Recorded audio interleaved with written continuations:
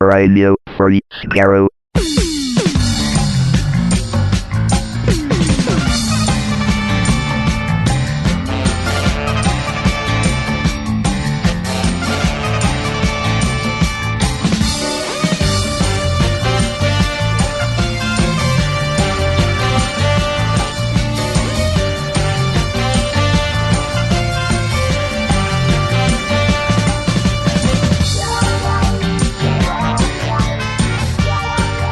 Hello, everyone. Welcome to Radio Free Skaro, episode number 774. I am Stephen in Edmonton. Warren in Vancouver. And Chris in Edmonton. Yeah, this is the last regular episode before Christmas, when usually we would have a Christmas special. But now it's become the norm not to have a Christmas special. The last Christmas special we had was 2017, right? Wasn't it? Twice Upon a Time? Seriously? That's Yeah. weird. Yep. Yeah. Yep. Yeah. Seems weird. Very weird.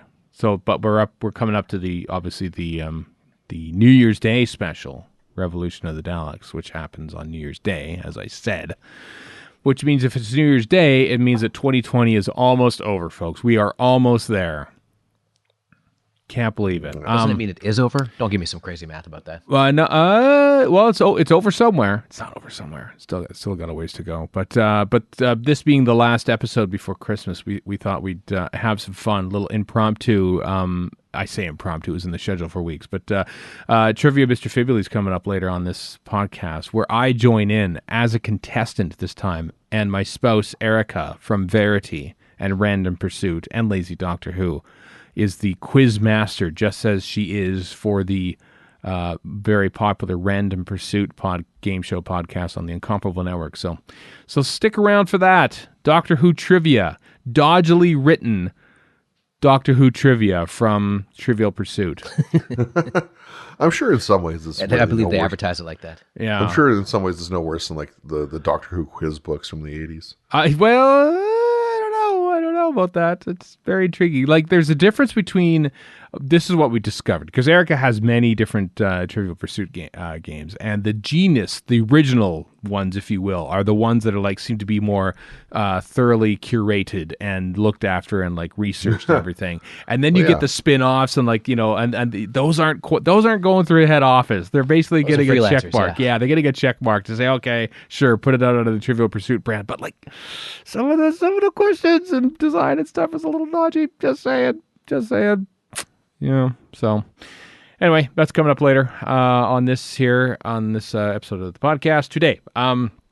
But first, we have stuff to tell you about. Christopher Eccleston returns to Doctor Who. Yes, we already knew that back in whatever month that was that they announced it. But they have finally now begun recording, as alluded to by Nicholas Briggs himself last week on the podcast.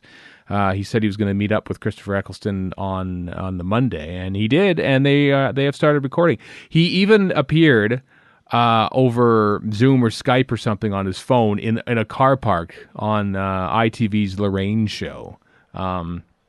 Was it the famous Big Finish car park? It might have been the famous Big Finish car park, actually. Yeah, because that's where he was. He was stuck in traffic initially, but I saw the YouTube clip on the Lorraine YouTube channel, and the title of it was Christopher Eccleston reveals he is going to return to the role of the Doctor. I'm not sure he revealed it as such, as the fact that we heard about this literally months ago. But well, we only saw his head and shoulders. What else? God knows what he could be wearing Speedos under there for all we know. So he could be revealing plenty. Yeah. So are you trying to say that marketing stuff is misleading? ITV marketing stuff is slightly misleading, slightly sensationalized, perhaps. Yeah. I swear on Graham Norton's grave that I can't believe you.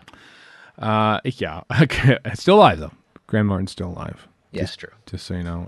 Actually, David Tennant was on Graham Norton's show last night, I think, along with Michael Sheen. Was it? Oh, because there's also Stage series 2 is coming out next month. I said spaced. I saw a David and Georgia Tennant did a online Doctor Who quiz for the Marie Curie, And I think at one point, because I've seen clips of it posted on YouTube as well, and at one point Peter Davison chimed in and asked a question, and Peter Capaldi also submitted one too. There might have been more. I only saw various clips of it on the internet, but so.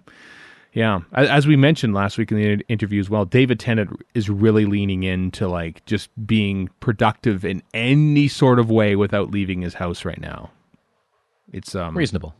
It is reasonable. It's a testament to how much one can do when one has the power. If he gets too bored, they're gonna go from 5 children to 30. You and they are not like a Catholic family singing the "Every Sperm Is Sacred" song from Monty Python's The Meaning of Life. It's like Chris was offensive, and then you just took it that next level, and me strangely silent. Strangely silent on this fact. I mean, I think I haven't checked yet. I think they have like 5 kids, right? Is it 5? Yes. Here's the thing: none of our damn business. No, I think one of them's full grown, but yeah, no, he keeps. The eldest is 18 or thereabouts. Yeah, from a previous relationship of Georgia Tennant's, but wow, David Tennant officially adopted them. Yeah. Well, it's got remarkably tabloid-esque, perhaps like ITV's Lorraine. I don't know. I don't watch that show very often, but yes, Chris Eccleston returns, of course, and is recording them now, and I think they're coming out in March. I think that's when they are slated to come out. This March? Not several years This March, 2021. You strike when the iron's hot when it comes to these things. So, yeah. What the hell, Big Finish? I know. Sometimes they do that. Like, they turned around the John Hurt ones very quickly. I think they recorded them. It's actually May for... Is it May? Okay. Well, part of that was a medical condition. Still near enough down the road compared to some Big Finish stuff. Yeah. No, I think John Hurt was fine at the time, but I think just because I think they wanted him right then. They're like, we have John Hurt. Like, yes, let's just do it. Let's put it out right now. The iron's hot. Like, it's not like the War Doctor was Torchwood. Yanto Chronicles. Yeah, it can do that a couple years later. It's not like the War Doctor was like immediately returning or anything like that. You kind of got the sense that was going to be his only appearance in the Day of the Doctor. So sometimes you just sort of think, let's do this. Let's do this right now with John Hurt. So they did, and now they got somebody new playing him. So which I support. Young John Hurt, which is fine. He's playing someone entirely younger. Why not? I say exactly. To that. John Hurt couldn't play young John Hurt, so why not? No, it's not like you clearly can... not, even if he's alive, though, is what I'm saying. Yeah, or maybe you sort of de-ageify archive clips of John Hurt saying random things and make that into an audio play. That would be ridiculous. Why would you spend all this time on computer effort to Mark Hamillify him? Just to keep it current? Right. Ish. Spoilers, sorry. Spoilers for The Mandalorian.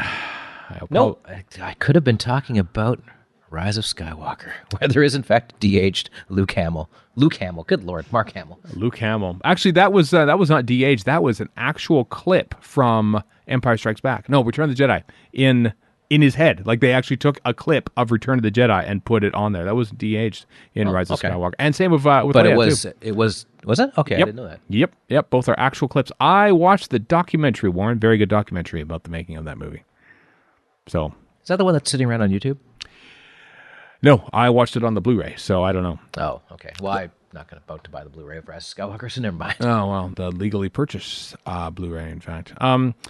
If you've been following along on the Twitter, there's been a ton of... Because England's in lockdown again, by the way.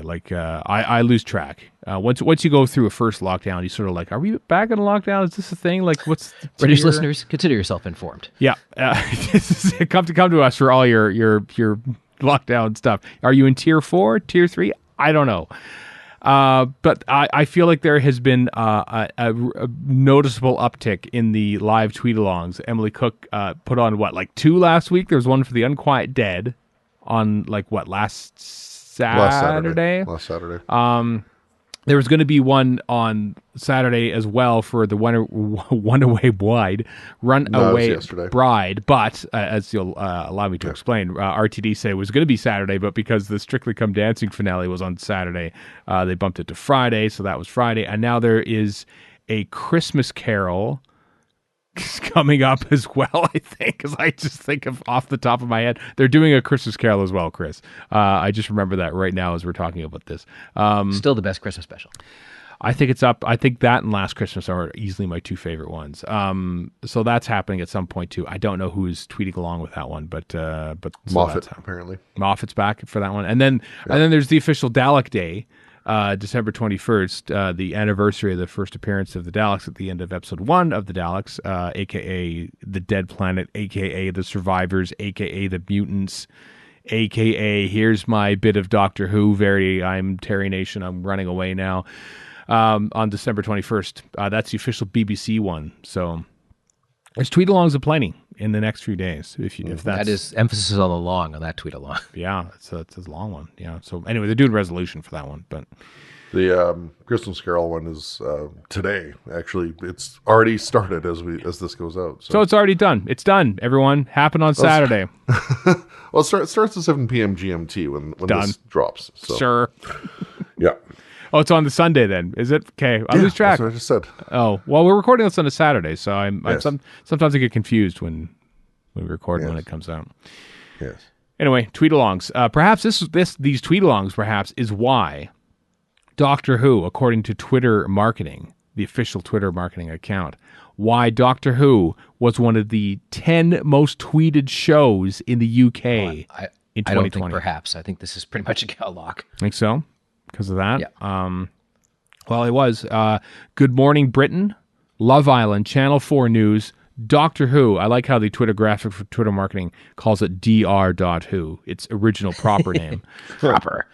Breakfast News Night, Question Time, Prime Minister's Questions, The Andrew Marr Show, Have I Got News for You? So basically 8 of the 10 are like news well, Love Island isn't, I guess, but like most of them are news shows, and then you got Love Island and Doctor Who. So well done, nerds. I want Love Island to be a news show.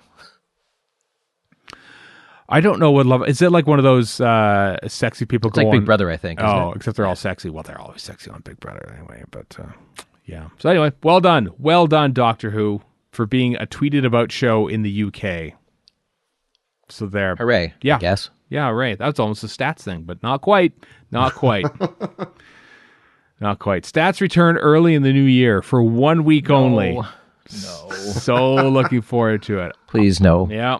I'll let you down right now, dear listeners, that when Revolution of the Daleks comes out on January 1st, we'll have to record later that night, so we won't have stats that night, but the next week will be stats. So just gird your loins for that. It'll be great. Gird your loins. Full-on stats package coming January 9th or 10th or whatever day that is. Did you have to use the word package? Yes, I do. Okay. Yeah. All right. Yep. What else has happened in the news today? There's BBC Select. So BBC Studios is launching an ad-free subscription channel called BBC Select in the US and Canada in early 2021. Via Amazon Prime Video. So I suspect that means you have to pay for Amazon Prime and then pay for this on top of that. I think as well. so, yeah. Amazon Prime is just kind of like the holding. It's basically the interface through which you get it, I think. Is it kind of like Stack TV, which is a thing where you can get various different channels? It's like basically, it's just like Apple TV does this too, where you could watch stuff through the Apple TV app. Uh-huh. But you're still subscribing to it. Like I could watch Crave through the app if I wanted to, but I never bother. I just go with the Crave app. Right. Crave, which several minutes after 7 p.m. local time still didn't have the latest episode of Star Trek Discovery up, like a day afterwards. I'm just saying. Crave could be improved. That show I don't particularly like, they didn't have it up. Yeah. The Steven Shapansky. Oh, the past 2 weeks were kind of, but I'm back. I am back watching the show. But I mean, before you gird your loins, this the BBC Select thing is interesting because a lot of broadcast deals and stuff have already been made with other like HBO Max, for instance, for Doctor Who in the US. I'm sure CTV Slowly has Doctor Who on their channel for years to come as well. So like, I'm not too sure what BBC Select will have to offer that isn't already on like BritBox. Will it be like new stuff? It's mostly like documentaries that aired on BBC 4 right now. So I'm curious to see what kind of stuff that this new channel will show. Yeah, it does mean the link in the show notes does mention a rich lineup of never-before-seen shows in the U.S. and Canada. Well, So, I mean, there's, I'm sure, no shortage of stuff from the BBC that has never been shown in the U.S. and Canada. So that doesn't really narrow it down. doesn't really know. Is it modern stuff? I'm assuming It's 24 hours of pointless. the show, or is that the tagline? There's no point in watching this. Scared by Well, the it's Hair both. returns It's both. in streaming Yes. form. 24 hours of tumble. Dear God, he fell in a boat. I don't think they made 24 hours of Tumble, did they? Or are they just going to show the whole episode? Well, Eight you episodes. can all show over. the same 5-minute clip over and over and still get 24 hours out of it. That's true. How will you know? How will you know? You won't. It's different every time. It's You not. just turn it off every 5 minutes and think you're doing well. Yeah. Anyway, yay. Once again, we've somehow been hooked into paying for each individual channel for twice the price that we pay for it on cable. Balkanization. You can't beat it. Well done, everyone. We just created cable, and we're paying a lot more for it. Yeah. And you can go over your cable cap somehow. Yeah, I don't Like with cable. Man. Which is why I have a news package for cable, because I was doing that. And then I said, yeah, maybe I should be paying for the news. Yeah, I pay like the basic rate for cable now. It's mostly for sports because when they say live sport, like when you're watching sports on streaming, you're not watching it live. There's like a 30 to 60 second delay, and like I guess I'm seeing on Twitter Basic that package, and I got news. That's yeah. enough. Well, I mean, sports is difficult. If it wasn't for the sports, because I do like the ice hockey and the baseball, I'm not sure I would have a cable package anymore, but I do, and so I pay through the nose. So that's my lament. Hey, there's some more of Doctor Who on vinyl. The original narrated TV soundtrack of Horror of Fang Rock is coming to vinyl. It is spectacular. God, the artwork on these things just always looks spectacular, and in keeping with past vinyl editions, the actual vinyl artwork on the vinyl discs themselves are interesting because they had like giant like blood splotches on one of them previously. I can't remember which one it was. This is a blob of Rutan Blob Green. So it's like a Rutan. This is a very nice album. Yeah. It's just sort of like sort of blotched on the records and it's a big giant green splotch on it. So you can imagine that a Rutan once sat there. And On your record, on each individual record. yeah. They actually kidnapped a Rutan and forced it to sit on your record. Or is that a Rutan trapped in the vinyl, perhaps, kind of like Terrence Stamp and Or Co. this is actually at the end of a prison of Sontaran origin. We are actually part of the Sontaran war effort. Oh, that's an interesting idea. Anyway, if you're a collector of such things, and I don't know why you wouldn't be, because as I say, they look glorious. The release Are they very comes. expensive? I don't know how much they are, Warren. A lot? Well, all right then. Yeah. Let me This just one Google is that for you. £27. 27 on pounds. Amazon, Yeah, which is not cheap for not cheap. records. Do they have them? I mean, I've never looked, and I don't want to like just sit here and Google on the podcast and stuff. But do they have them available in North America? Even like I have only ever seen them listed in the UK. me too. So Yeah. you probably have to import them. And then there's also some other ones like the one we talked about a while ago that was pushed back to February, some such part of the Time Lord Victorious, but Oh, it was right. an ASDA exclusive. That's right. It was the Big I Finish. thought you said an ASBO exclusive. Only if you have an ASBO can you listen to this. Yeah, no, it was a Big Finish exclusive that was also being released in Asda, but because of the pandemic, they had to put it back. So the Big Finish release had to be put back. It's all very confusing and stuff, but yeah, that's exactly what happened. But basically, yeah, I get the impression that good luck finding this in North America. I mean, for Record Store Day, maybe the odd one I know has come out. Like, I know we got the Cushing Daleks soundtrack a few years ago for Record Store Day. Yeah, that rings a bell. Yeah. But I can't remember how many of these actually hit the North American shores in general. I don't. If I was a music purist, and I do count myself as a music fan, despite, of course, all music made after like 1995 to be deemed inferior for the most part. But Controversial. I don't know if I would be one to like take the time and effort to put a record on a record player and listen to it. Mostly because Erika and I listen to different music, and it would be difficult for us to agree on anything. And the only vinyl records I have are Led Zeppelin albums and Led Zeppelin bootleg albums. So you don't have Frampton Comes Alive? I do not have Frampton Comes Alive. Oh. I don't. I'm part of the problem. Streaming's just too convenient. It is too convenient. And the great thing about streaming music and streaming music services is that almost none of it goes back to the original artist. That's great news. Good, because I hate original artistry. It's so great for them. They make so much money off of it. Think of that. I'm so happy that the executives, who are really the creative force behind the whole thing, are the ones making all the money. I agree, because otherwise, how would that music have been found? It wouldn't have been found at all. So they have to be credited 99.89% on each play on Apple Music or Spotify. Anyway, let's talk about other things. Like the Doctor Who Yearbook that came out. This past week. I picked it up. It has a whole. It's from Doctor Who magazine, of course. It has a whole looking through each episode of series 12. It makes for a fine companion piece to our commentary series that we just had over the past few weeks. As well as a whole host of different things. They dive into the recording of the secret recording at that lighthouse in Fugitive of the Jadoon and the family who owned it, and how they're big, massive Doctor Who fans. And they thought, one day we'll get Doctor Who to shoot here. And they did. Very nice. Yep. With a historic, and one would say, iconic reveal. I think Warren, you are safe in saying that. I believe I am, yes. Yep. Also, there's a bit about the radiophonic workshop and lockdown as well. So, yep, Doctor Who Yearbook, always a good place for, the offbeat stuff, as well as sort of like just the, a little more space to tell stories as such. And as we all know, we were included in the Doctor Who Yearbook in 2017. So, they'll put anything in that damn thing if they're going to put us in there. Let's talk. Oh boy, here we go, folks. I said that 2021 is just around the corner.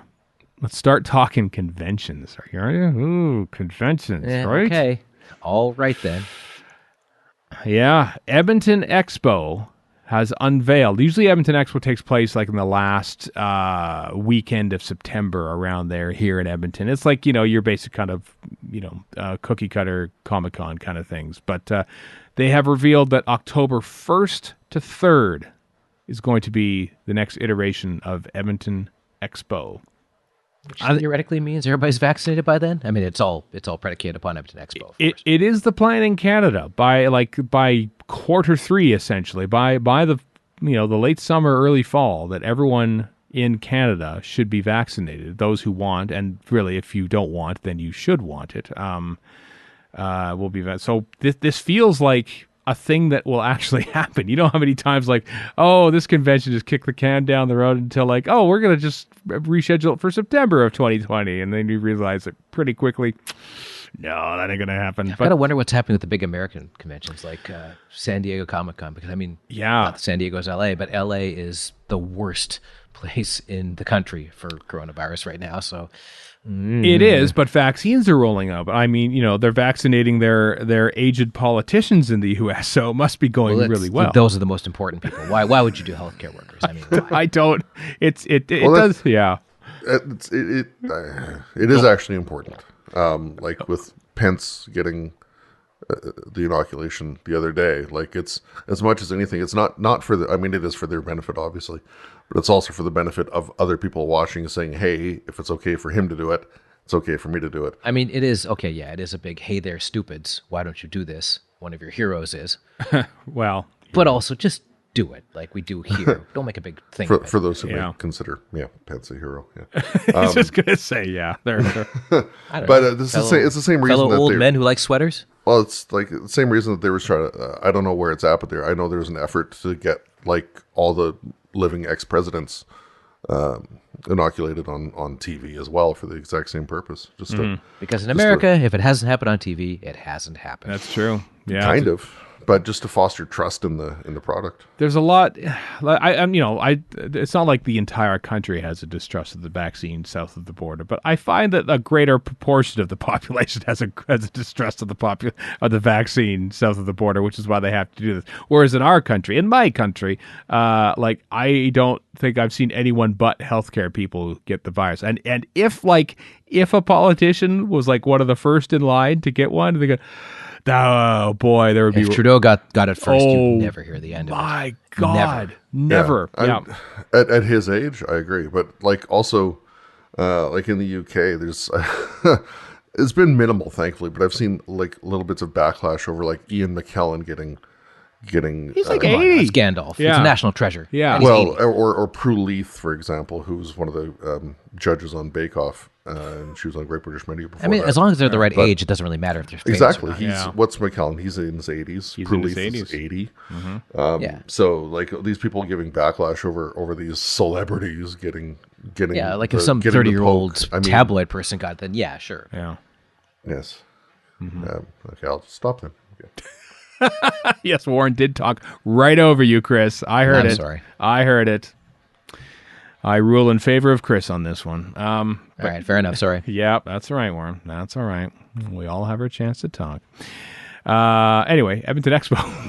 There's a segue. October 1st to 3rd. I think I have this is this weird thing which has kind of been building up in the past few weeks, and it's called hope that maybe there's an actually end date to this nonsense, and like having an Edmonton Expo, a convention that, let's face it, we go to because we get press access. It's not Galley. It's not our vibe as such. It's a general sci-fi con. They've done great work in getting like Doctors Who there, like with David Tennant, Matt Smith.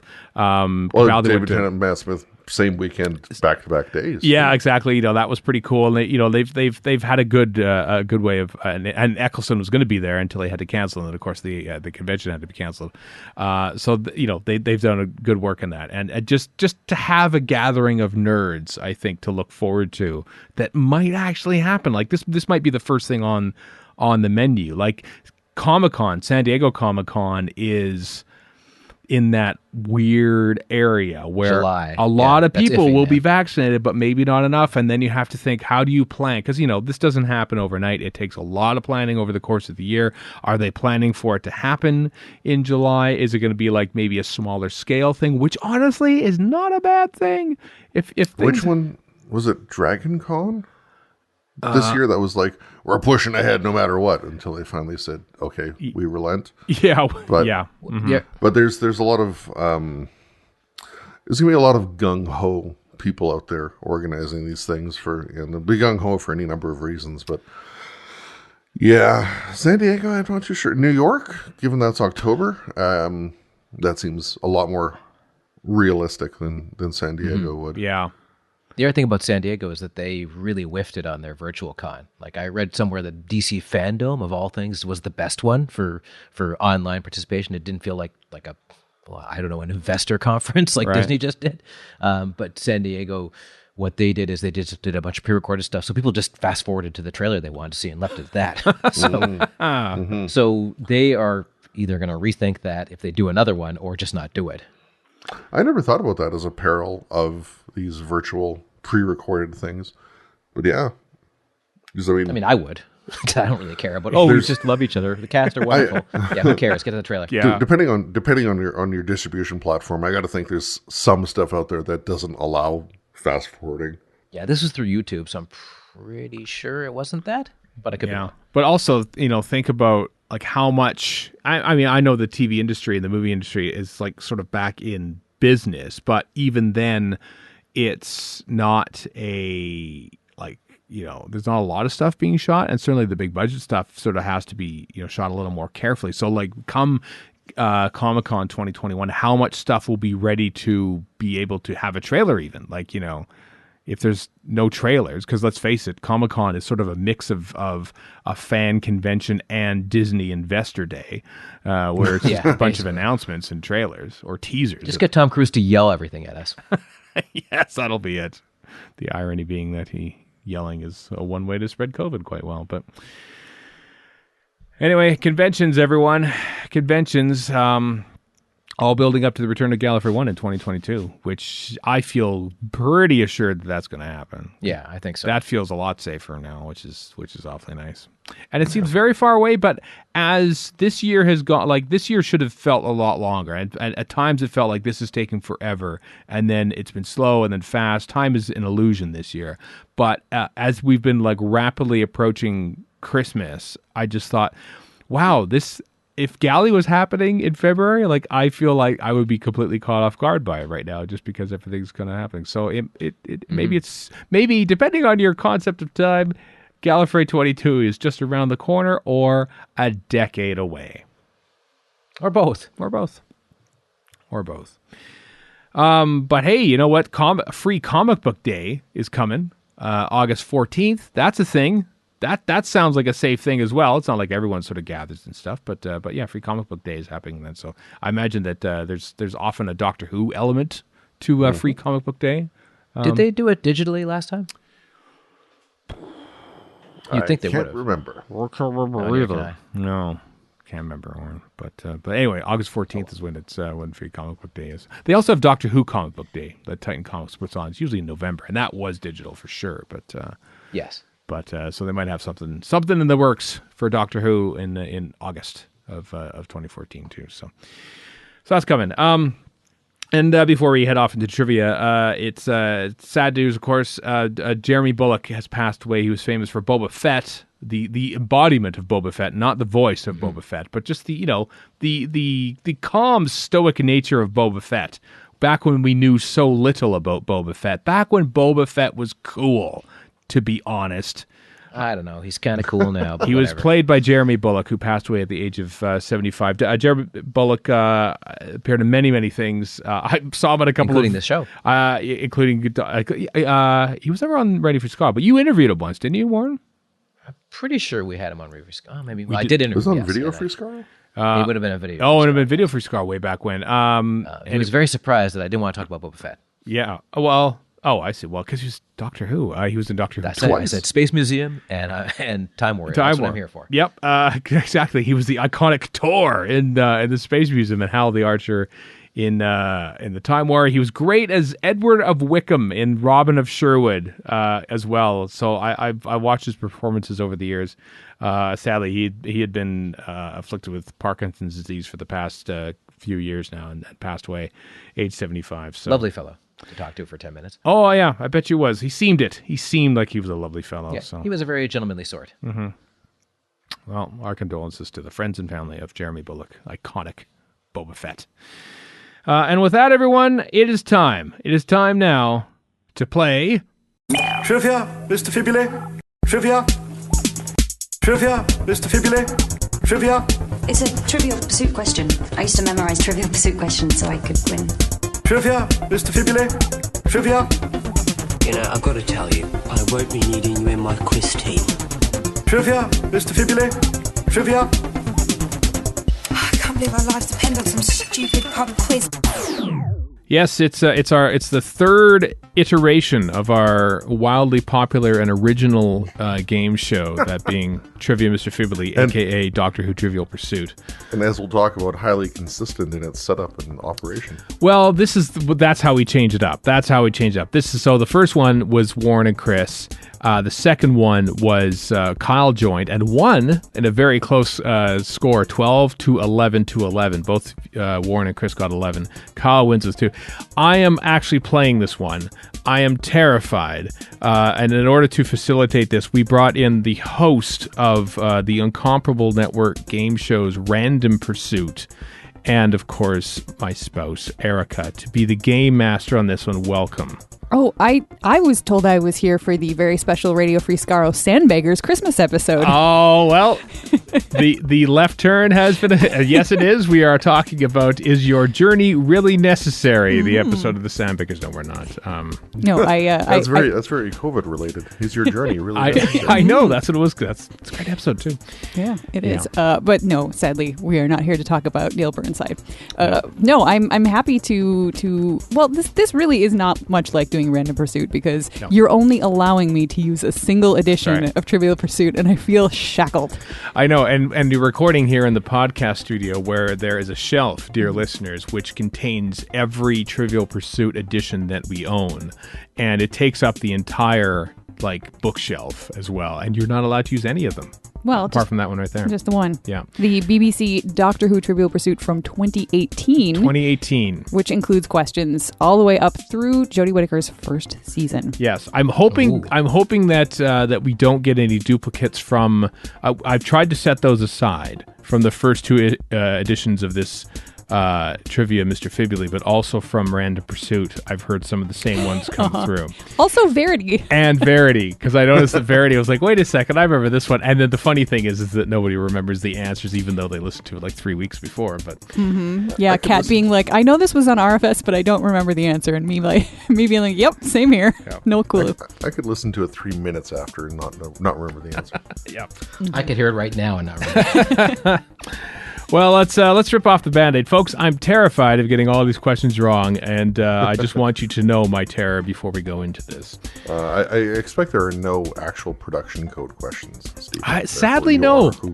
I'm going to get them all right. I haven't come across any, but that would be great. Yeah, they're going to be modern Who questions, and I won't have committed the names of, the various roles of Cheryl Shaps to memory, and I'll be very upset. So I'm like when I got the question about what was the name of Chris Noth's character from Arachnids in the UK. Who remembers that? Now, that he's the Revolution of the Daleks. It's a little. I still don't anyway. That's true. Jack Robertson. Well, but now hey, we might get that. That's true. We might get that question. You never know. Anyway, Erika, let's begin. Warren. What are the rules? The rules. Okay, so basically, it's been like 3 months since we did this last. So the rules are basically, Erika rolls the die, the 6-sided die. It's got colors, not numbers. Yes, the one that I have trouble telling the colors apart from. Erika will have no problem. She will choose the category, announce the category, and then read the question. So, if one of us gets 3 answers in a row, then our turn is over and it goes on to the next one. Of course, if you get one question wrong, your turn's over anyway. And then the last round, to be determined by our whims and boredom level, perhaps. The last round will be unlimited, so as to so anyone who's trailing by a lot can storm back and claim victory. So. It's happened in Random Pursuit. I've seen it happen. So. Don't lose heart, fellas. True. Yes, true. The Cheese and Crackers episode at Gallifrey 1 in whatever year that was, Jason Snell stormed back and took 9 questions in a row. Yeah, and won win. The thing. And everybody was mad at him. Yep. It was great. It was great. And the Cheese and Crackers were good too. All right, Warren, you are first up. Erika, take it over. All right. I have rolled orange, which is Cast, Crew, and Beyond, which... Oh dear. Why not just call it wild card, fellas? The cast, crew, and beyond. Basically, everything else. That's what orange is. So your question, Warren, is whose music does Ryan play to attract the overgrown spiders to the safe room? Hey, we've got an Arachnids in UK question right off the bat. I don't know because I'm not 22 or British. Anything I say is going to make me sound old because I am. We are. Happy 50th birthday, Warren. I'm going to say Junkie XL, which is not right. That is not it. I was going to say on your birthday, Warren, was also the birthday of Trivial Pursuit. That's right. Oh, goody. Happy birthday, Trivial Pursuit, 1979. No, it was Stormzy's music. Yes. Right. That's Stormzy. Yeah. I remember looking that up after the episode went out. Me too. Yeah. Couldn't. It's not going to stick in my brain though. Nope. No. Well, you might get it the next round, but Chris. Yep. I might remember it now. Who knows? All right. So next is Chris. Chris is up next. All right, Chris. Your question is coming from the blue category. That is Time Lords. So tell me, the Master uses a device called TomTit to create a slow time field in the Time Monster. What does TomTit stand for? Transmission of matter through interstitial time. Congratulations. You are on the board with our first correct answer. Well done. I assume the knowing laugh means everybody knew that one as well. No, I just find it an amusing name. I do too, and I find that it's just such a wonderful question for a Trivial Pursuit. Yeah, and it went to Chris. I'm both old and a 10-year-old. Yeah. It was quite perfect. Yep. I did not know the answer. This is why I ask the questions on these shows and try not to play as much as possible. All right, Chris, your next question is, we're back to Orange, Cast, Crew, and Beyond. Name the 2 Doctor Who stories that Clive Swift has appeared in. Revelation of the Daleks and Voyage of the Damned. Correct. That's 2 for Chris. Doctor Who magazine's favorite. Clive Swift. Verity recently did an episode on Voyage of the Damned, and when Kat was watching it, I asked her to make sure she looks up and tells the anecdote about Clive Swift's Doctor Who magazine experience. Yeah. I don't know that she did. No. I don't think she did. I just listened to that very recently. All right. Your third and final question for this round is for the pink category, companions. Of which companion does the second Doctor ask, "Just act stupid. Do you think you can manage that?" Well, I mean, the upshot is there's like a 1 in 5 chance, I guess. Yeah, it's a kind of a limited field. I don't know the answer, but I'm going to go with Jamie. Go with the obvious. Always a good way to go, and also correct. Nice. Yeah. Can't remember what episode that was. Mind Robber? Dominators? Dominators, I think it is. Yeah. Dom or Crotons? I'm thinking Crotons. Crotons would make sense. That's it. gotta That's be the one right Crotons. there. Well, they tried it. I don't remember. The listeners will inform us. I don't care. I can search for Doctor Who transcripts and find out. I'm just delaying the inevitable in my first question. Pull that Band-Aid off there, Steve. Some of the newer Trivial Pursuit editions do give you extra information on the cards. They do. So far, none of the licensed ones do, and I really wish that the Doctor Who and Star Trek ones would tell you what episode the question comes from. I feel like that would be good information to have. Because we're here to learn as well as get questions wrong. Right. Yeah. We have an educational grant for this podcast. Is that how that works? The look on your face. Yeah. All right. Stephen, I've rolled for you. I've rolled green. Green. Color of monsters. Monsters, green, yeah. Mm-hmm. What race of cat-like people worship the goddess Santori? Oh, crap. Santori. I mean, it's the cat nuns, right? It's. I can't answer that for you. No, but like, what are they called? What's their race called? Cat nuns. I can't. It's a weird. Yeah, you're on the right track. But it's not. They're not called cat nuns. No. They're like called Felis sapiens or something. No, and the thing is, these licensed editions of Trivial Pursuit are so bad. Very dodgy. It's race is a terrible name. They don't want the race. They sort of want the name of their order, which is the Sisters of Plenitude. Plentitude. Boo. Yep. Yeah, it's kind of that. Yeah. Well, there we go. See, this is why I'm scared, everyone. All right, so that brings us back around to Warren, who gets a pink question. Companions. What? Okay. What is Brigadier Lethbridge Stewart's first name? Alistair. Correct. Warren is Hooray. on the board. All right. And, you get another pink. Another companion question. Which of the Doctor's female companions starred in the one-off 1981 special K9 and Company? Sarah Jane Smith, a.k.a. Elizabeth Sladen. Correct. Indeed. That's on the schedule to They're watch both gimmies, but That's true. very soon in this household. Probably when this episode drops, we'll be watching it. Yeah, it's a Christmas special for us. All right. Your final question for this round, Warren, is from the episodes and stories category. okay. What was the name of Donna's fiance in The Runaway Bride? Oh, First name only. If you provide his last name, you're not getting it right. I don't know, John. I have no idea. Chris, would you like to answer it? Lance. It was indeed Lance. Yes, on Random Pursuit, we have what we call ghost points, and that is when you know the answer to somebody else's question that they didn't get. Ghost points are not worth anything, but they make your heart feel warm and toasty. It's like a no prize. It's definitely no prize. Mm-hmm. Yeah. All right. Stephen, are you ready? It's Chris's turn. Oh, right. It's Yeah. Chris's turn. I got confused because Chris actually answered that question Answer correctly. Warren's question, yeah. Sorry, no point for that. Chris, your question is coming from Cast Crew and Beyond. What connects hip-hop star 50 Cent with the helicopter from The Demons? G Unit. Correct. Says the call sign on the helicopter. Wow. What an alarmingly specific reference to the demon. That is ridiculous. Wow. The helicopter is, as it says in the card, the helicopter is called G Unit, and so was 50 Cent's rap group. By the way, slight aside to anyone who wants to see the stupidest video game trailer in the history of the world, 50 Cent's Blood in the Sand is the dumbest thing you will ever see. Please go on YouTube and watch it. Is there a helicopter featuring a... Oh, no, there's a helicopter. Oh. There's also him shooting a Gatling gun out of that helicopter while wielding another gun at the pilot. Then shooting the pilot and tumbling out of the helicopter. And that's 1/20th of that. It's gloriously stupid. As seen in The Demons Part 3, as I recall. So that... that makes sense. The effects in this video game are still better than the Demon's effects. Well, understandable. The pilot's name was Azal. Yeah. I really hope so. All right, Chris, your next question is coming from the category Time Lords. What age was the master when he was forced to stare into the untempered schism? 8. He was 8. 8. Wow. Yeah. I was thinking 4 for some I reason, wouldn't but have got that. that's too little. I was thinking 10, but that's I was not thinking accurate 120 because, you know, I the went, timelines. went to a convention in Britain once where they had child guest actors, and he was one of them.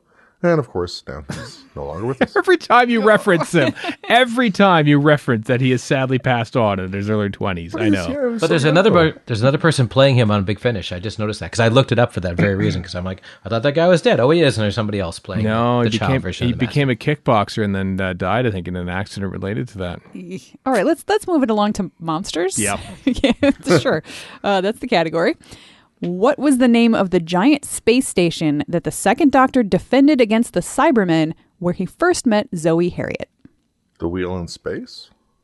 Yeah, I will accept that. The card just says the wheel, and it was in fact located in space. Yeah. So yes. Well, wow, Chris has swept both rounds. Yeah. Yeah. Yep. This may be your game. This could be the one. That means it's time for Steven. Time for me. Woo. Here we go. So excited. Impossibly difficult or very easy. Here we go. All right, you got green again. What alien race was Broton the leader of? The Zygons. Correct. Yes. He's a middle management Zygon. He wasn't the leader. He was the middle management. Exactly. Yeah. Well, file those papers for me now. Skaro-san. He had to lead some people, so he was a leader. True. Well, he led like 5 other people, you know. All right. Your next question comes from the category Time Lords. Who gives Clara the TARDIS telephone number, claiming it to be a technical helpline? Ooh. That would be Missy. It would indeed, yes. We just watched that episode recently. I think that's terribly carried across to the audience. I've seen it numerous times, and I'm like, that makes very little sense. You just kind of throw it at us. Yeah, you find out like 2 years after the fact. It's in such an aside sort of a line. Mm-hmm. It's Yeah, real exactly. fast. Yeah.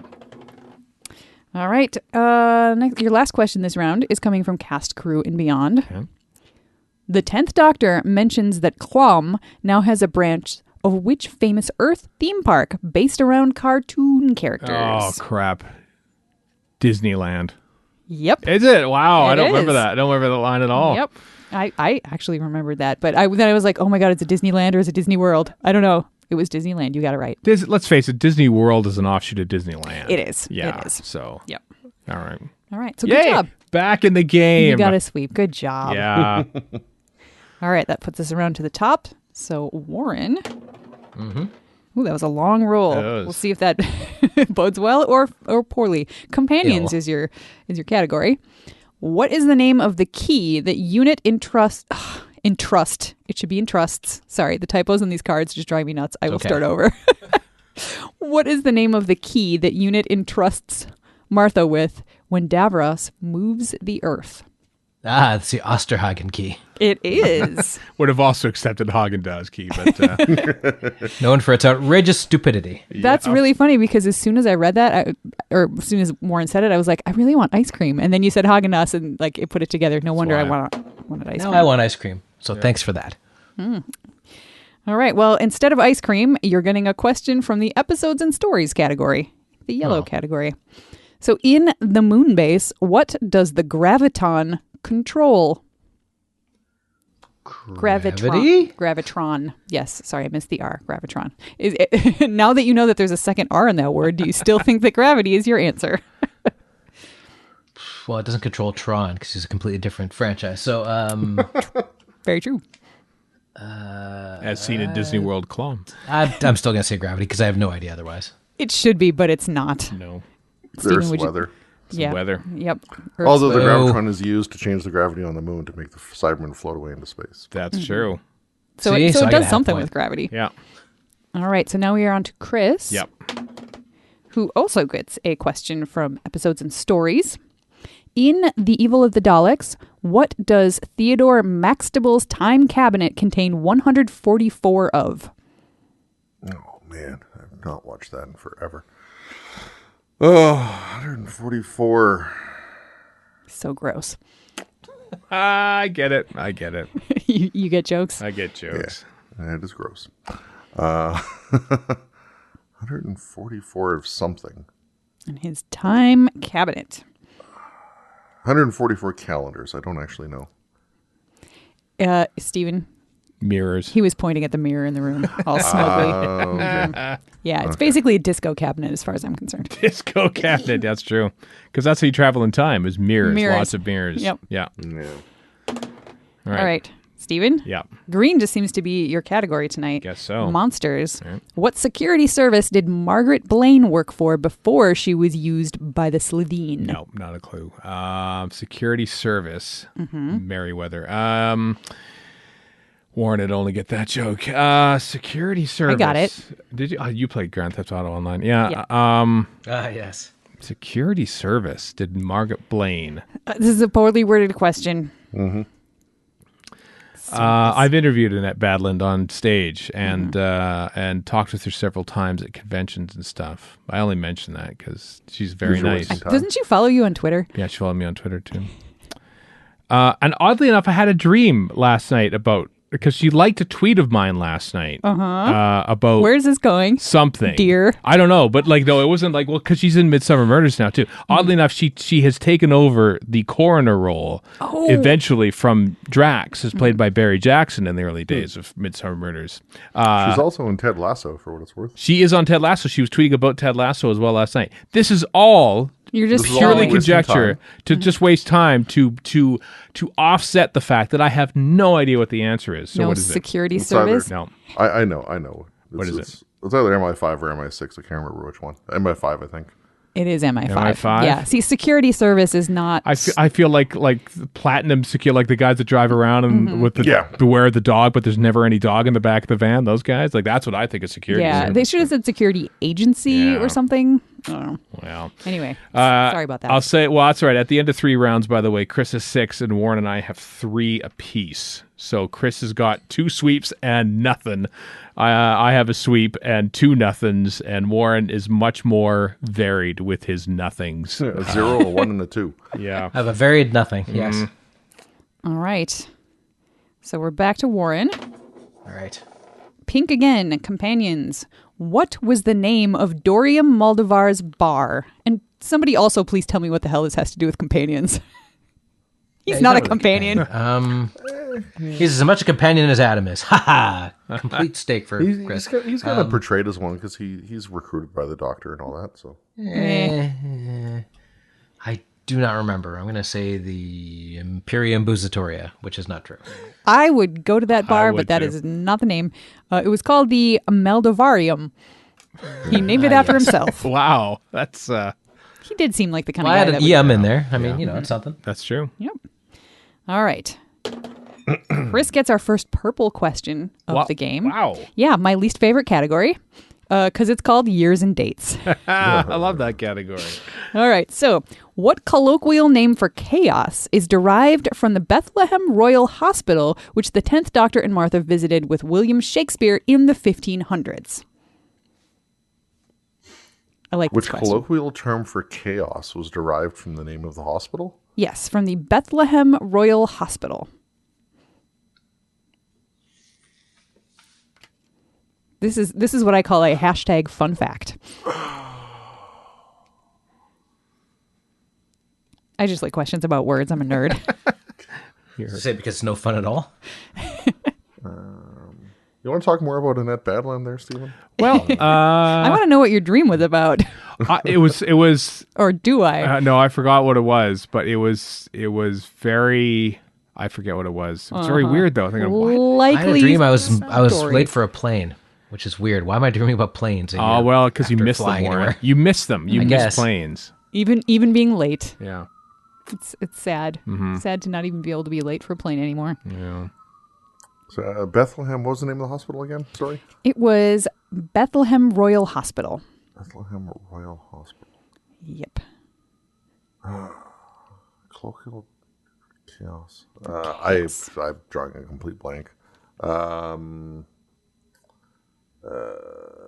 no. I got nothing. Steven? Is it Bedlam? It is. It's Bedlam. Oh, of course. Yeah. Of course. Hashtag fun fact. Or maybe not so fun if you didn't get the question right. Sorry, Chris. Unfun fact. All right. Yeah. Steven's turn. Oh my God, it's green again. What? Okay. All right, I'm not doing the rolling. No. And I'm not trying to decipher what I rolled. And thus, like, all the colors would look green to me. But That's true. Yeah. Nope, this one is definitely green. Right. Definitely monsters. Okay. In a Third Doctor story, what creature is responsible for the attempt to distribute axonite across Earth, draining it of all its energy? Would it be the axons? Oh. I don't know if I can give that to you. What creature? Yep. Axos. Oh, but axons are Axos. I don't know. I don't know. Warren and Chris, what do you think? Stephen is technically correct. However, you are I have in a lead the... to protect. Warren, you're the tiebreaker. What do you think? Do you think that's close enough? Yeah, repeat the question again. I'm baffled by this whole thing. It was what creature is responsible for distributing axonite across the Earth? Yeah. Mm-hmm. So it has to be a specific axon who does this. Okay. Sort of. Well, the answer was Axos. Axos, Yeah. but Steven said what exactly? But axons are made from Axos. Yeah. Mm-hmm. Oh, whatever. It's almost Christmas. We'll give it to you. Wow. Yeah. That's okay. Don't worry. I'll completely fail another question. And I just want you to answer a question that's not green. well, me too. I'll regale you with an Annette Badland anecdote if I fail get again. some purple Please action his way. I wish I could. Unfortunately, it's pink, which is the other favorite. Maybe this die is just weighted. What is pink? Pink is companions. Pink is companions. I have to ask because I've only got green so far. So I think you had something else, but during your sweep. But here, this one is. Oh, it's a multiple choice. all right. In which period of history is the Time Warrior, in which the Sontarans make their debut, set? Medieval, Tudor, Dickensian, prehistoric. Medieval. R.I.P. Jeremy Bullock. Yeah. Yes, indeed. Yeah. Mm-hmm. All right. All right. Orange. I'm glad that was multiple choice because I was hoping it would say like which king, which reign, 1158 or anyway. Go on. Yeah, I would not have known that. No. So it's orange. So cast, crew, and beyond. The wild card. Okay. Again, multiple choice. Mm-hmm. In The Seeds of Doom, the character Scorby is played by an actor who was also in Only Fools and Horses, but who did he play? And on Only Fools and Horses. Yeah. I love those. I love these questions that are just like, oh, yeah, Seeds of Death, Scorby, the actor. Seeds of Doom. I'm pretty sure we all know the actor's name, but I think it is. Oh, you don't even want the guess. Sorry. It's multiple choice. Okay. It is multiple choice. Okay, good. Yes. Yeah. See, these are the questions that we throw out on Verity because it doesn't have anything to do with Doctor Who. Right. But this isn't Verity. So tell me, is the answer Boise, Trigger, Rodney, or Del Boy? First one, Boise. It is. Yeah. yeah, Good. it is. Good His job. Twitter handle is Boise somebody, I think. Yeah. Also, Del Boy John sounds like a Charles. Guy Ritchie character. Del Oh, Boy oh, is played Del by Boy. David Jason, I think, isn't it, on that show? You're asking me like I've ever seen anything more than the quote unquote funniest scene on television ever, which is super not funny. When Del Boy falls through a thing and England laughs for 30 years. I don't understand it. This is why you like pantomime. It's their I Love Lucy. That's what it is. I guess it is. Yeah, well, I Love Lucy isn't funny either. Sorry, Americans. That's my point. Yes. Well, thanks to my very generous host and I may be biased. competitors, Chris and I are now tied atop with 6, and Warren has 3. I won the first one. Mm-hmm. Gonna ride on that one for a while. All right, so it is Warren's It's turn. Warren's turn in round 5. All right, category is blue for Time Lords. Which, I hate this question. We just had it on Verity.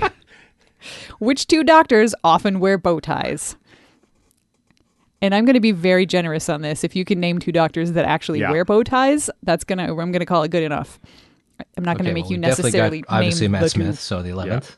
And I'm going to say Troughton the second, because I can't think of anybody else off the top of my head. I'm going to give that to you, even though the card says the 11th and the 3rd. But okay, well, but Troughton absolutely wore. Routinely wore. And 6 kind of wears a bow tie. Yeah. No, he wears the one. But yeah, and like, and the third Doctor's his quote unquote bow ties are like floppy, scarfy looking bow ties. Yeah. They're Yeah. yeah. So I'd anyway, say yes. second's closer. Yeah. Second Not just because I got the the rent first right. one's in my brain. So. Yeah. Totally. Yep. See, licensed versions of Trivial Pursuit. Yeah. Side eye. You don't have the Well, grand. they're licensed, they can legally drink. So Well, I know the grand order of Trivial Serve Pursuit is alcohol. not overseeing all these licensed ones. So I like how Chris pedants my idiotic joke. Got to get that right. Yes. Oh, it's so good to be on RFS. It's just the same from the inside, listeners. yeah. All right. So your next question is from the pink category, companions. What is the name of the university where the Doctor and Bill Potts first meet? Wow. Damn it! I want to say Oxford, but it's not Oxford. It's I think I know. Uxbridge, because I have no idea. It's not Oxbridge. St. Luke's, isn't it? It is. Well done. It's St. Luke's. With that ghost point. Yes, Ghost Point. Named after Sarah Jane's child. Yes, exactly Naturally. that. Naturally. Yeah. It's canon now. All right. Chris gets an orange. Cast, crew, and beyond. Who played Warrior King Icarnos in Mind Warp? Oh, thank Come God. Something on. I know. Brian Blessed. Hurrah. Indeed. Your next question is also orange. Sylvester McCoy, a.k.a. the Seventh Doctor, starred in the movie adaptation of The Hobbit, but who did he portray? And it's multiple choice. Radagast the Brown. Good job. Yes, it was. I want to see what the choices were. Okay, the choices were Radagast, Right. Saruman, Balin, or the Goblin King. I would pay good Goblin money to see King- him as Saruman. Yeah. The Goblin King, like Jareth from Labyrinth? The very same. No, Barry Humphries, a.k.a. Dame Edna, played the Goblin King. Oh, that was in the Hobbit movies, not in. Oh yeah, this is The from The Hobbit. That's Yeah, it's right. The Hobbit, yeah. All right. All right. One more. One more for Chris. Oh, we got purple again. Years and dates. In which year did John Sim first play the Master? And I think they mean when the episode came out, not necessarily when they started filming it. Like when did he first play the Master? Or the year in which it's set, or That'd be 2007. It is 2007. boom. All right. Sweep for Chris. That's Another a sweep. third sweep. Yeah, that's impressive. Yep. All right, Stephen. All right. Companions. Pink. What did Donna Noble notice about bees that helped the Doctor realize the Earth was in great danger? How come all the bees are missing? Yes. They were disappearing, Yeah. according to the card, but yeah. Yeah. Good job. Yay. Whatever happened to them? Did they find all the bees, by the way? Did they Yeah, it was return? resolved in Journey's End. I mean, in real life, because the bees really that's still disappearing. Oh, okay, good. Bee population. That's simple extinction. No need to worry. Yeah, no, we're fine. Well, you're back to green. I don't know how fine you feel about that. Well, we'll see. Monsters. Who are the Sontarans fighting a never-ending war against? Reuben the Rutan, aka the Rutans. Yeah. The root is, yeah, I'm going to give it to you, but It's like the Rutan phrased. swarm or something, isn't it? What's it It's called? the Rutan host. I'm not going to require Wow. the word host. Oh, That 'cause seems that's silly. ridiculous. I'm not sure if I even heard that. Yeah. Okay. All right, Thanks and- again. Blue. Time Lords. Time Lords. What is the name of the broken camouflage unit that is meant to disguise the Doctor's TARDIS wherever it lands? The Chameleon Circuit. Correct. Boom.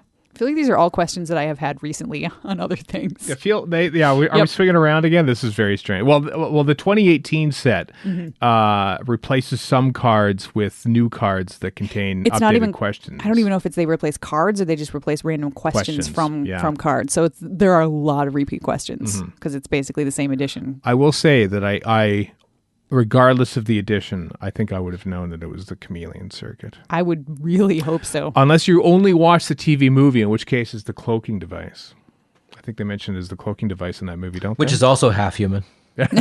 very true. Only on its mother's side. Yeah. All right. So at the beginning of round 6, which is the last regular round, Chris and me with 9 apiece, Warren waiting for his chance to storm back and take this game. Oh, yeah. with bated 4. breath. You got 4, Warren. So All right. Yellow for Warren. That is episodes and stories. Complete the story title. Sorry. Complete the story title, Warren. The blank of Androzani. Caves? Yes. Wow. Sorry. Now you know why I was laughing. yeah, It's a very obscure show that nobody cares about. it's odd. Yeah. I don't know if you've ever seen this story, Warren, but I watched an episode. It's like the story right before the season finale, and no one ever remembers those. So Yep. All right. This one is also episodes and stories. What are the 3 stories in the Monk trilogy called? crap. Okay. No. Extremis, Lie of the Land, and what's the other one? I was thinking Pyramid at the End of the World. Correct. I was thinking the meddling monk. Were there 3? Yep. I got very confused. There were when 2. I remembered. I don't remember the third Right. one. But Yeah, if you look at the books, there's clearly... Okay.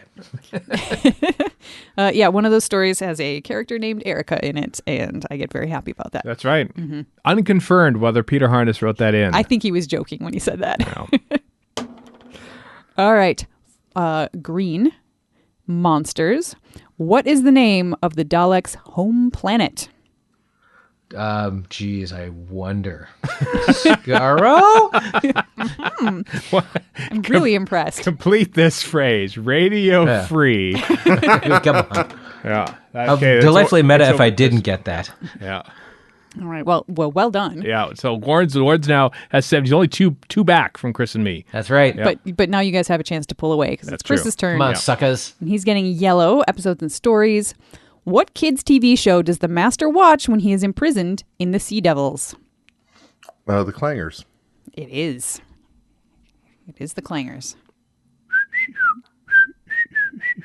And the Teletubbies in the updated version. I was going to That's say, true. what's the bonus symbol? Yeah. Yep. I was waiting for Steven to do the sound because he always does the Always do sound it. every I time have somebody to. mentions that. I have to do it. All right. Pink is the next category. Companions. When Sarah Jane first stows away on the TARDIS, who is she impersonating in order to gain access to a top secret research center? Her aunt, Lavinia Smith. Correct. You didn't even need the name. You just needed to say Wow. her aunt. Yeah, sometimes the card's really specific, the root and host, and sometimes it's her aunt. Yeah. So if I had just said Lavinia Smith, Yeah. and then, I would have given it to you because I know that's true. All right. Category is blue, Time Lords. Which renegade Time Lord injures the 6th Doctor and triggers his regeneration? This is still me? The Ronnie, if it Yep. is. Wow. Another sweep for Chris. Yep. How about that? Yeah, can you match that, Steven? Well, we'll see. Give him more questions like, what's the chameleon circuit called? Yeah. Well, this one's coming from episodes and stories, so probably not. Oh, nope. This is not that easy. Sorry. Great. How many people were, quote, saved by being stored on a hard drive in the episode Silence in the Library? Oh, dear God. Thank you so It's much. not multiple No. choice. Specific. Oh, Is it 144? It is not. No, what is it? God. Does anybody, do either of the rest of you guys know Oh, the God. answer? It's not a it's clue. in the thousands, is all I remember. Yeah, it's an astronomically large It's number. 4,022. Yeah. That is the specific No number. multiple choice. No multiple choice. You What got to a- get the exact. Yeah. What a Wow. ridiculous game. All right. Well, at the end of round 6 and into the final crazy round, Chris has the lead at 12. I am next with 9, Warren in the 7. So what we'll do now is Chris will go first, set the benchmark at which Warren and I will have to catch Chris to try and win this game. So Chris, it's up to you now. Yep. Okay. For some reason, I thought it was like 9 innings, like baseball is what we had been doing. No, we've been, we have, but we've been here long enough. We did 9 the first time because there was only 2 of you, and 7 the last time with 3. So Did we do 7 last time? Okay. yeah, we did. Yeah. All right. Let's bring it on. Let's see how poorly I fare. All right. Your first question is coming That's the person in the lead. coming from category episodes and stories, yellow. In Tooth and Claw, which plant does the werewolf creature have an allergy to? And it's multiple choice: orchids, thyme, mistletoe, or holly. Mistletoe. Very seasonal question here with mistletoe and holly, but you are correct with the mistletoe. Seasonal answer as well. Merry Christmas, everyone. Merry Christmas to all of you at home. Purple. Years and dates. In which month of the year did the 10th Doctor make his first full appearance? In which month of the year did he make his first full appearance? Yeah, so that's like in the real world, not like in the story. It was that month. It was. So are they looking for December 2005? Or They is that just- not considered his first appearance? They just needed December. They didn't even care about the year. So good job. There you are. Okay, so I guess first full appearance, even though he's only in half the story. Yeah, I was thinking, did they mean New Earth? They don't count the end of. I don't think the people that wrote this question No. were thinking that. I mean, It's not the strong suit of these people. I'll take it. I'll take it. Yeah. I'll take it. All right, Orange, cast, crew, and beyond. Which 1980s alternative comedian starred in Revelation of the Daleks? And it's come multiple on. choice. Was it Aid Alexei Sale. Edmondson, Rick Mayall, Alexi Sale, or Don French? Or 4022. Why have three people from the young ones and not a fourth? I don't- That's what I was about to say because Yeah. it's very weird. What's wrong with Christopher Ryan being in there? What's wrong Poor him. with Nigel Planer being in there? Anyway, Alexa Sale. Yeah. It was indeed. Did you kill my brother? I didn't. I didn't, in fact, kill his brother. Did you Stop kill? Did asking. you kill? Oh, I thought you did. All right, we are back to episodes and stories. What was the name of the story in which the Third Doctor visited a parallel fascist Earth where the Brigadier and Liz were uniformed, brutal soldiers? I believe it's 2020. Inferno 2020. Inferno. We're living it, people. Yeah. All right, next one is coming from Time Lords. It's Pattern blue. can be changed. Which Doctor is the first to encounter the Cybermen? The first. The first, correct. Jeez. He's on The a first roll, is the ladies and first. gentlemen. The Yeah. quest is the quest. Oh, if this next question's about Underworld, we will be the two happiest campers in the world, right, Chris? I'm in. All right. This one is Cast, Crew, and Beyond. Which Liverpudlian psychic appeared as himself in Army of Ghosts? Did we not have that one before? I think we had this on Verity. You may have heard it, and I'll be really impressed if you remember the name. I think the one we had was what member of Parliament appeared. Is that Whitcomb? Yeah. Unless she's a psychic too. I don't know. I'll tell you this: she's not, according to this card. Not okay. Was said she might psychic really flamboyant, Yeah. as I recall? Minored in psychic abilities. Yeah. University. I definitely do not know. It is somebody named Derek, either Akara or Akora. Akara. Ah. Derek I know who that Akara. is. Oh. All right. Still, that was a very impressive Yeah. round. 17 for Chris. Jesus.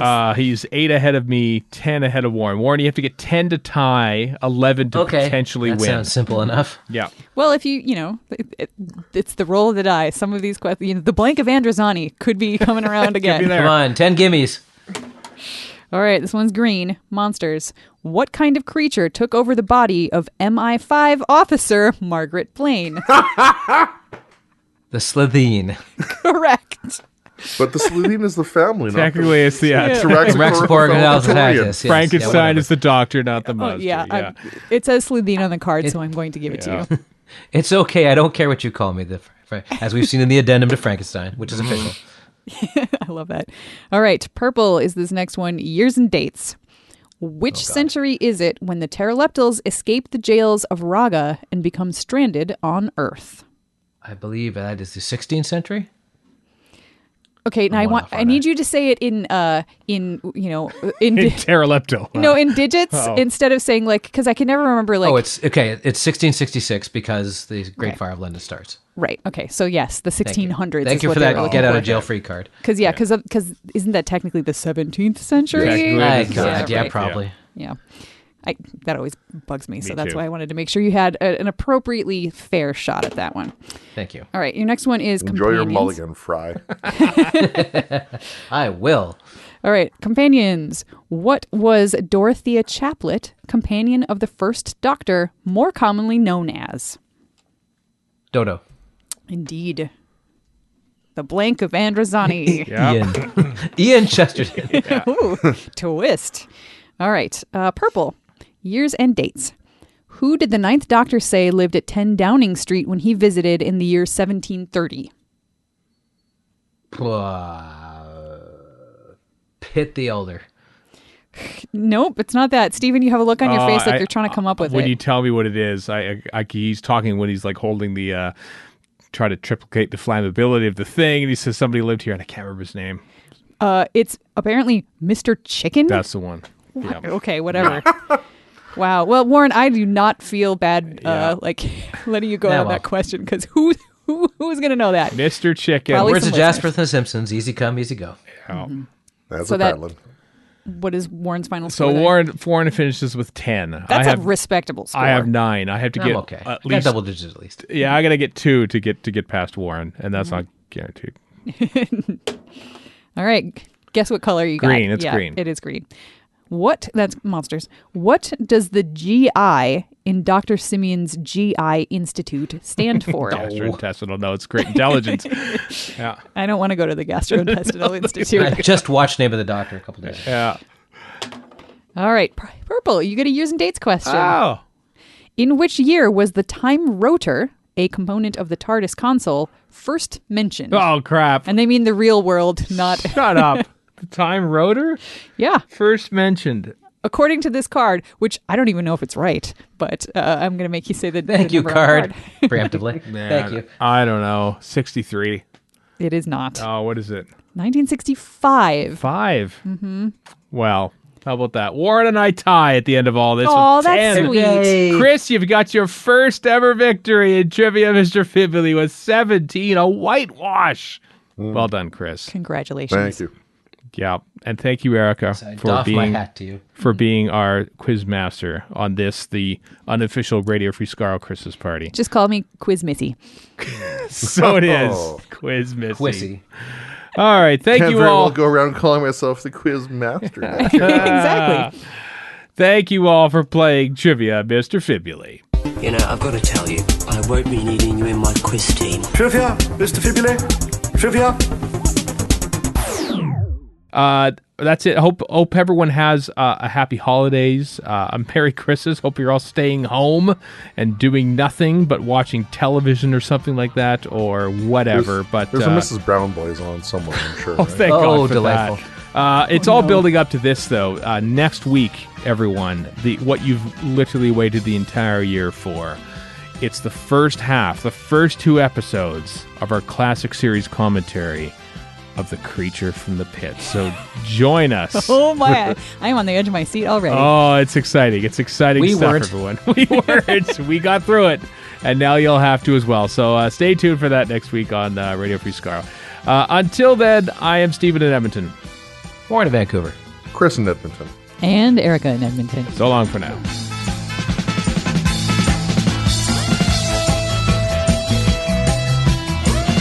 You've been listening to Radio Free Skaro. Find us online at radiofreeskaro.com. Follow us on Twitter and Tumblr at Radio Free Skaro. Subscribe to us on iTunes and donate to the show at patreon.com/Radio Free Skaro. Thank you.